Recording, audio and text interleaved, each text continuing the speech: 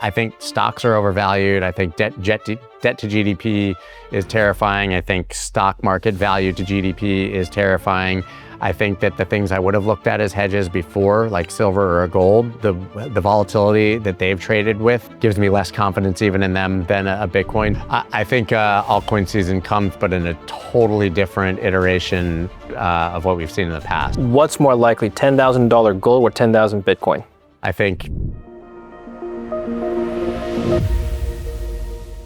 we're here at the Consensus Miami conference. Scott Melker joins us. He's the host of the Wolf of All Streets podcast. I'm David Lin. Bonnie Cheng. Scott, what's moving Bitcoin right now? Why is it at 82,000, just like 75 a couple days ago?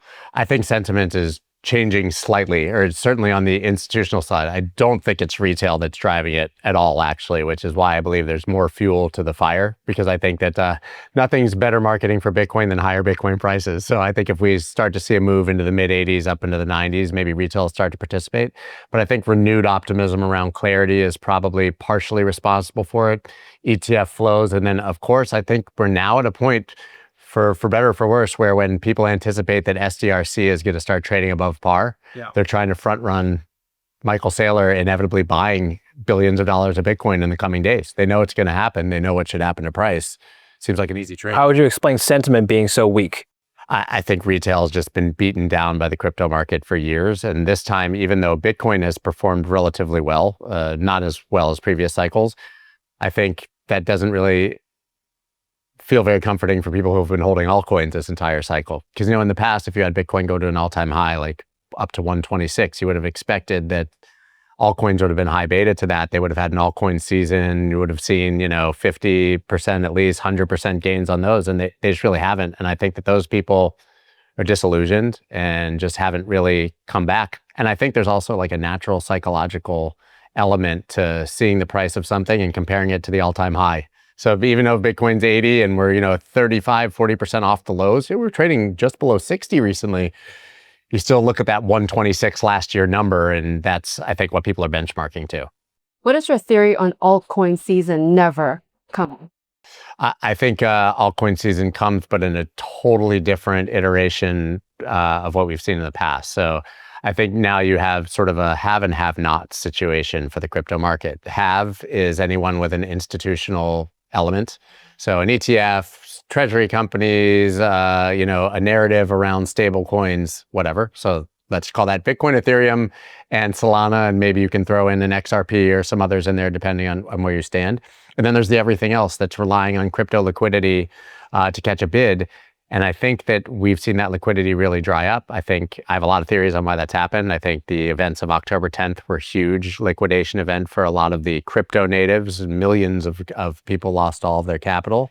I think that seeing gold and silver and oil trading on crypto rails where you could trade with perpetual swaps and heavy leverage, and silver trading with more volatility than altcoin, I think a lot of the retail interest went there. And then I think the really untold story about altcoins is that prediction markets have really eaten their lunch. I don't think you need to speculate on a meme coin that is a rigged game when you can speculate on the weather tomorrow. And coming soon, you'll be able to do that with perpetual swaps and leverage because Kalshi and Polymarket have announced those. So yeah, I think we'll get altcoins. You just have to be very selective. You have a video on your channel called Bitcoin to 200K, the White House's Rocketship moment. Spoil it for us. What is a Rocketship moment? So that was the words of Patrick Witt and not myself. And he believes that the passage of the Clarity Act would be a rocketship moment. And in the same sort of article and statement, there was this wild, variable range of different predictions. I think 200,000 is an exceptionally low target, right? I think it's a bear market sort of target where people don't have the optimism that they once did. I just don't know when, right? And I think the problem is everybody wants to know it'll be at this price by this time, and that's just not the way that you invest, right? So I think I think Bitcoin is $1 million asset. Well, what does the Clarity Act fundamentally change? So this was Patrick Witt's works, because actually, to me, I don't think it is particularly a rocket ship for price, because I think that there's been so much anticipation for it. We've been talking about it for so long. You've got to imagine that it's kind of a buy the rumor That's right. a situation. But what it does change is the altcoin market to some degree, because we'll have a lot of clarity, no pun intended, on what's a security and what's a commodity and what activities companies can participate in.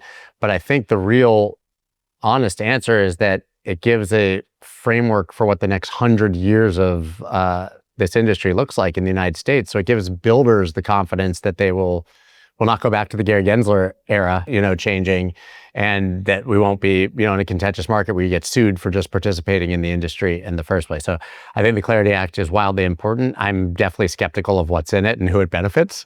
But those things hopefully can be changed in the future as the crypto market grows. I love you said 100 years because people in crypto do not look long term. We can't do 100 minutes. Exactly. Yeah, so think about the fact that we're talking about the Howey test for how we should look at crypto. It's from the 1930s. So imagine in the year 3000, we're looking back and saying that Clarity Act, man, that's really old. We need to update it. Yeah. Yeah. Okay. Someone new to investing come to you and say, should I invest in tech stocks or crypto? At this point, and I invest in almost everything. I've touched every asset class. I simply just buy Bitcoin. So I can't tell you what you should do, but I can tell you what I do. Okay. And I'm a firm believer that Bitcoin is a lot cheaper at 60, 70, 80, and I'd much rather be buying it than 126, but most people will want to buy it when it breaks 126. It's like the old meme, you have the people lining up. It's like Bitcoin 50,000 and the line's empty, and Bitcoin 125, and there's this long line because that's how people do it. But I think stocks are overvalued. I think debt to GDP is terrifying. I think stock market value to GDP is terrifying. I think that the things I would have looked at as hedges before, like silver or gold, the volatility that they've traded with gives me less confidence even in them than a Bitcoin. So I just kind of simply buy Bitcoin, dollar cost average, viewed as a long-term savings account, and that's it. Before we continue with the video, let's talk about a topic that's been on a lot of precious metals investors' minds: how to generate income with your gold holdings. Most assets either generate income or rely on price appreciation. Gold has traditionally fallen into the second category. Our sponsor today, Monetary Metals, has found a way that lets gold do both. Instead of just holding gold and waiting for price moves, investors can now earn a yield on it, paid in physical gold. Through the leasing platform, investors can earn up to 4% annually with yield paid monthly in ounces. That means your holdings increase in gold over time. The metal remains in your asset base and can be redeemed at any time. Thousands of investors are already earning monthly interest in gold through Monetary Metals, so visit monetary-metals.com/Lin in the link down below, or scan the QR code here on the screen and make the most out of your gold today. What's more likely, $10,000 gold or 10,000 Bitcoin? $10,000 Bitcoin? Yeah. Well, I have Mike McGlone on my channel every single week telling me Bitcoin's going to $10,000. So it's like, you got like the angel on your shoulder and the devil. I got Mike McGlone. Well, he also said Bitcoin could lose a zero, so it's not even just 10,000. Yeah. But anyway, what's more likely, doubling of gold or Bitcoin going down to 10,000? I think the doubling of gold is exponentially more likely, because I think that that's inevitable with the path of inflation and assets slowly rising to the right. And I think the odds of Bitcoin at $10,000 are exceptionally low. So by that logic, if gold goes to 10,000, wouldn't Bitcoin also double as well? I would think so. I would think it would more than double, actually, as people start to accept the narrative that it's digital gold. But the thing is, when people talk about the idea of digital gold, I think because they don't understand that we're talking about the properties and not the price, they get very confused, and then they say it's not digital gold. Look, gold's going up, Bitcoin's going down.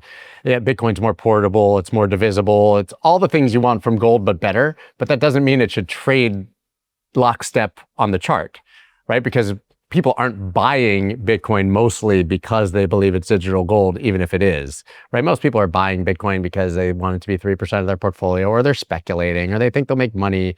And, that's just sort of, I think that behavior changes with a very, very long time. Can we go back to the AI stocks? Why not AI stocks if we consider crypto, blockchain also a tech? I don't. So I just said, no, well, let me be clear. Okay.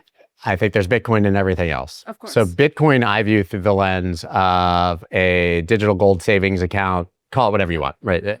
I think that there's Bitcoin and everything else is tech and VC. And if you heard me before, I do buy some Ethereum, I buy some Solana, but I used to be a wide spread of altcoins. I'm not so convinced that tech is where I want to be right now. And that actually bleeds over to the crypto market as well, but not Bitcoin, right? So I think I don't like the Bitcoin trades like a risk asset tech narrative because I don't believe it to be true. I don't think the data actually shows that it's true. Maybe on certain days on the way down when everything's being sold off. But I think tech just, for me, it's very hard to accept the valuations currently. Maybe I don't have maybe I'm not seeing it, clearly, or maybe I don't have like a big enough vision of AI and all these things.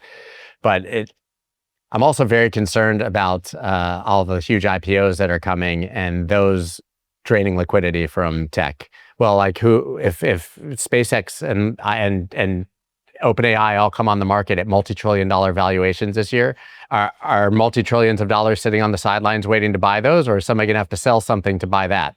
So who's your buyer of SpaceX? Who's your buyer of OpenAI?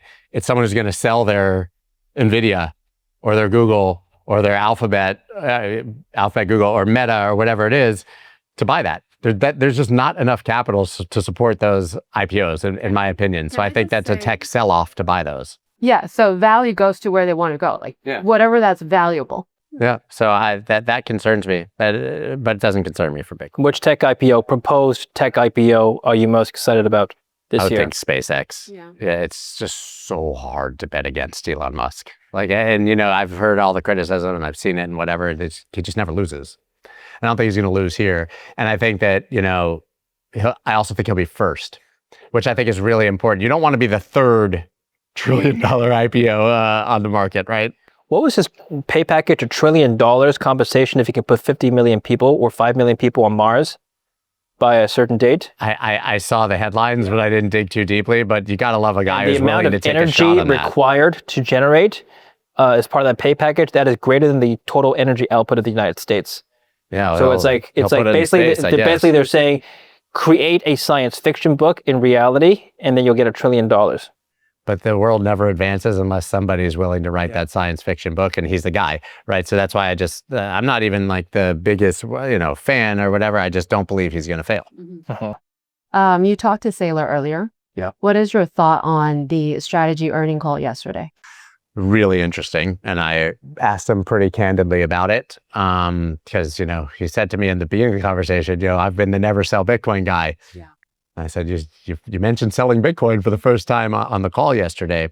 So I think there's a few reasons for that. The ones he is not saying out loud is that when you have regulators in the SEC and such, and you're offering a security like Stretch, retail needs to be protected, which means they need to know that if the yields come down or if it comes off par, that the actual asset that you're holding is on the table to protect them.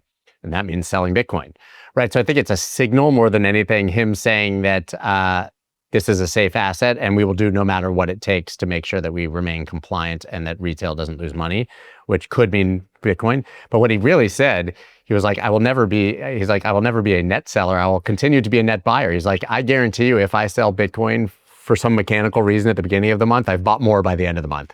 He's like, I will always be adding to my Bitcoin stack, even when I'm selling. I think that's a shock for people because we're so bought into that never sell your Bitcoin thing by Michael Saylor. And a lot of investors, yesterday after the earning call, I got a lot of messages from people and they're like giving me this crying face emojis. And it's like the whole religion is. You know what else he talked about? He talked about crypto and DeFi and yield tokens and things in a million years you would have never heard Michael Saylor talk about. So I'm a deep believer in the idea of strong opinions loosely held, which means that like you can have a strong opinion, you can have conviction, but you change your opinion when presented with new and superior information. Otherwise, you're just a religious zealot, right? And you just believe in something, politics, religion, whatever it is, right? And so to me, he's being presented with new information. Remember, Michael Saylor, you can go back to his old tweets where he said Bitcoin would fail and it was like a scam, basically, right? So he's on I think, the evolving path of many, and he realizes that there's going to be a lot of ways to put that Bitcoin to work. And some of that's going to be on other crypto rails.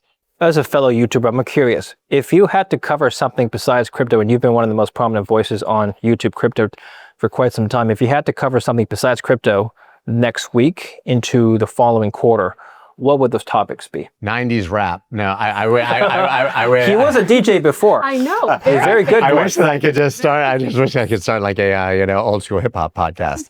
But I mean, I think that I would do what you're doing, right? To be quite honest, and I think that that's the direction things are going. I think it would be less pigeonholed specifically to Bitcoin and crypto, and more general investor macro based topics, which we venture into, but it's very hard to do that as a pure play once the algorithms kind of got you. But I think that everything that's happening with macro right now, how it ties into geopolitics and everything else is so absolutely fascinating. And I focus on it from, I guess, how it will impact the crypto market or what it means for Bitcoin. But I would love to, do it through a wider lens. Sure. Well, check out Scott's channel, check out Bonnie's channel, and yours. do subscribe if you're watching it on my channel. Thank you very much, Scott. Thank you so much. Thank you. I really appreciate it. Thank you. Appreciate it.